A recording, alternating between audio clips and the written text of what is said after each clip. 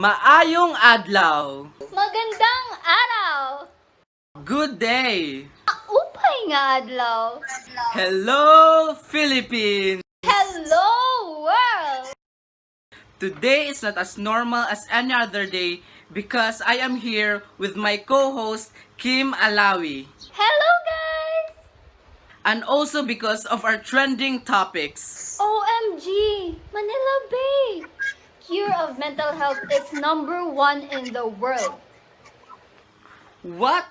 Blackpink is going to release a new album this October? Hashtag academic freeze now! Hashtag walay agas. Cebu has flattened the curve. PLDT, ano na? Wait. Marty Tulfo show is trending? OMG! You already have 1 million subscribers! Wow! In that case, we are going to go live again later to celebrate with our subscribers. Let me tweet. Happy 1M subscribers! Celebrate this achievement. Oh my gosh.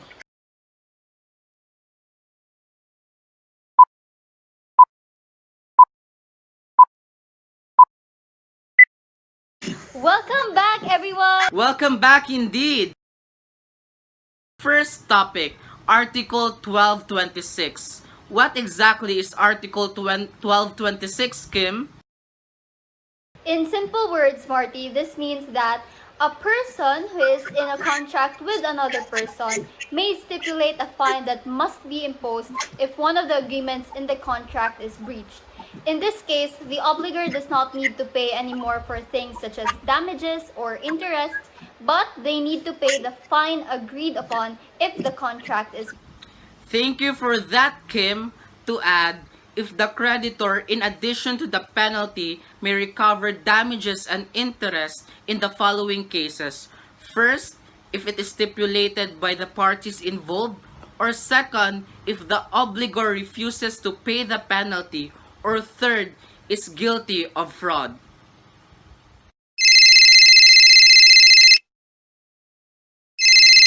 Oh, we just received our first call. Hello, sir? What is your concern? Hello, my name is Andre. My wife's friend promised to build my house in 100 days, and we agreed that if he was to go beyond the 100-day agreement, he will pay us an amount of 5,000 pesos per delayed day. Now, he was able to finish my house in 90 days, but there were some damages done to my house that I wasn't very satisfied with, and I want him to pay for the damages. What can I do in this situation? Is this situation under Article 1226? Well, in this case, Andre, you can ask him to pay the damages.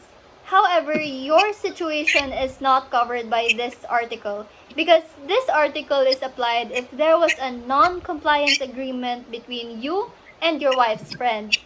For your situation, you can look more into Article 19.2 of the Civil Code. We have another case here, Kim. This is from @Kriza. Let's just say that Peter obliges himself to repair Ken's car. The contract carried a penalty that in case of breach, Peter would have to pay a penalty of 80,000.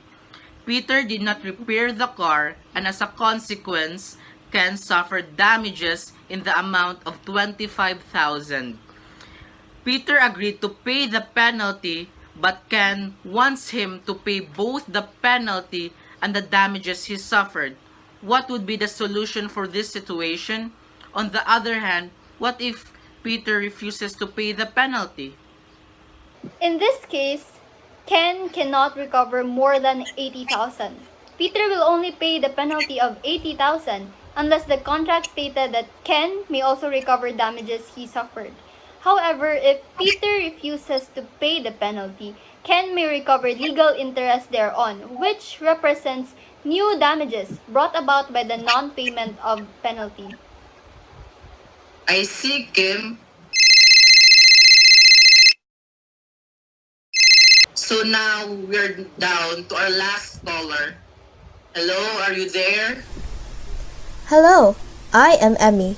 My concern is that Kendra committed to me that she will build me a convenience store. Our contract contained a penal clause which states that in case of non-compliance, Kendra would pay me a penalty of 60,000 pesos. But unfortunately, Kendra did not build the convenience store, and I suffered the damages that amounted to 20,000 pesos. With my situation with Kendra, what should I do?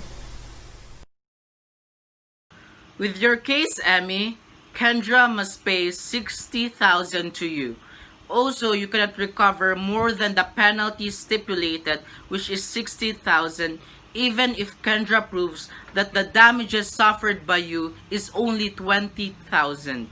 The penalty substitutes the indemnity for the damage of 20,000 unless there is a stipulation to the contrary, in which Kendra may also recover the damages proved by her.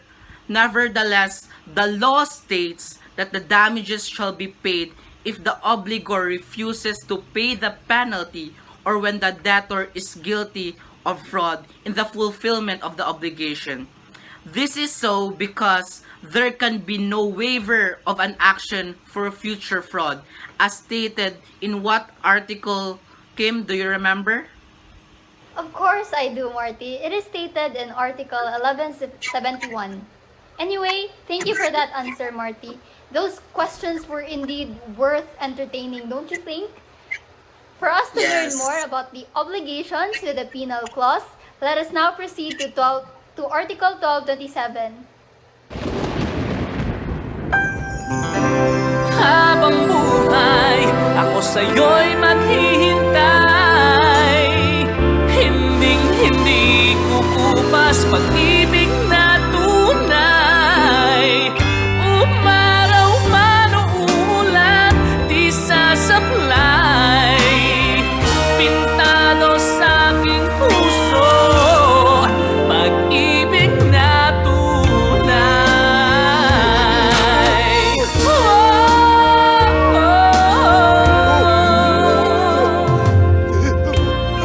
Boyce and Acrotex, the paint that lasts a lifetime. Almost. Hello guys! We are now back for Article 1227. So in Article 1227, it states that the debtor cannot exempt himself from the performance of the obligation by paying the penalty, save in the case where this right has been expressly reserved for him. Neither can the creditor demand the fulfillment of the obligation and the satisfaction of the penalty at the same time, unless this right has been clearly granted to him. However, if after the creditor has decided to require the fulfillment of the obligation, the performance thereof should become impossible without his fault, the penalty may be enforced. Yes, you are truly right, Marty. Paying the penalty is not a substitute for performance. It means that the debtor cannot just pay the penalty instead of performing the obligation. The purpose of the penalty is to secure compliance with his obligation. If the debtor is just allowed to pay the penalty, this would in effect make the obligation an alternative one.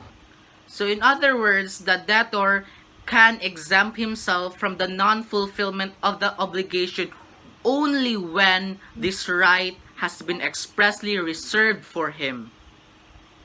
Wow! We already have an inquiry from @Sophia. Good day. What if my friend is required to deliver to my cousin certain products? Then if my friend cannot deliver those products, shall he pay a penalty in the amount of say 10,000? Under the above article, your friend cannot just pay the penalty as a substitute for the non-compliance of the principal obligation except when he is expressly given the right by your cousin to do so. What do I mean by principal obligation, Kim? Principal obligation is one which can stand by itself and does not depend for its validity and existence upon another obligation. So, with Sophia's situation, the principal obligation is the delivery of those certain products. As a general rule, when penal clause is presumed subsidiary, the creditor cannot demand the fulfillment of the obligation and the satisfaction of the penalty at the same time. The primary purpose of penalty is to urge the debtor to the performance of the main obligation.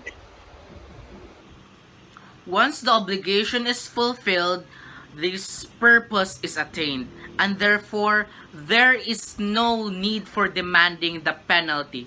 The exception arises when this right has been clearly granted to the creditor.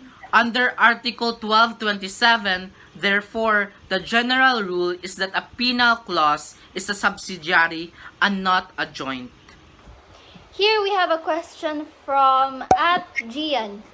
If my neighbor delivered the products after he has incurred in delay and my aunt accepted the delivery, can my aunt still demand a penalty to my neighbor?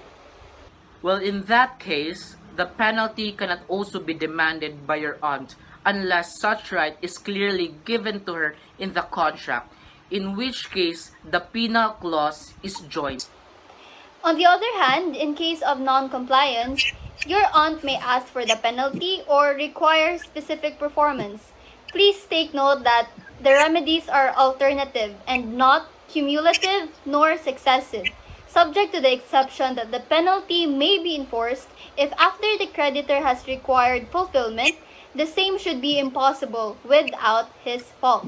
If there was fraud on the part of the debtor, the creditor may recover the penalty as well as damages for non-fulfillment. Let's give them another scenario, Kim. If one, let's name him Sam, did not comply with his obligation, the obligee named Ben can choose between requiring fulfillment of the principal obligation or satisfaction of the penalty. Wow, someone just tweeted questions about the scenario you gave them, Marty. It says here, what happens if Ben has selected fulfillment? And what happens if Ben has chosen and received the penalty? And if the non-fulfillment of the obligation is attributable to the fraud committed by Sam? Wow! 3 questions in one tweet. That's something. First, if Ben has selected fulfillment, he may not subsequently demand the payment of the penalty unless fulfillment should become impossible without his fault. Next, if Ben has chosen and received the penalty, he may not subsequently require the fulfillment of the obligation, which is deemed repudiated by both of them. However, he may still demand fulfillment should Sam not pay the penalty. That's correct, partner. Lastly, if the non-fulfillment of the obligation is attributable to the fraud committed by Sam, both the stipulated penalty and damages suffered by Ben may be recovered by him.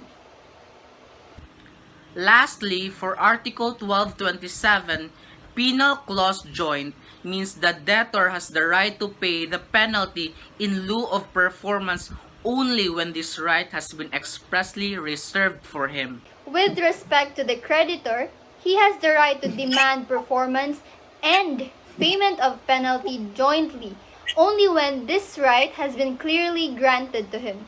It is therefore not required that this right be expressly reserved for him.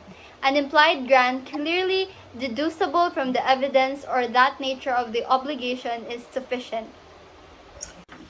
Thus, when a penalty is stipulated for default in an obligation to pay a sum of money, it is clear that the creditor can demand both the principal obligation and the penalty with legal interest on the amount of penalty from the date of demand where the debtor refuses to pay the penalty. And that concludes Article 1227. See you guys in a while for Article 1228. Stay tuned!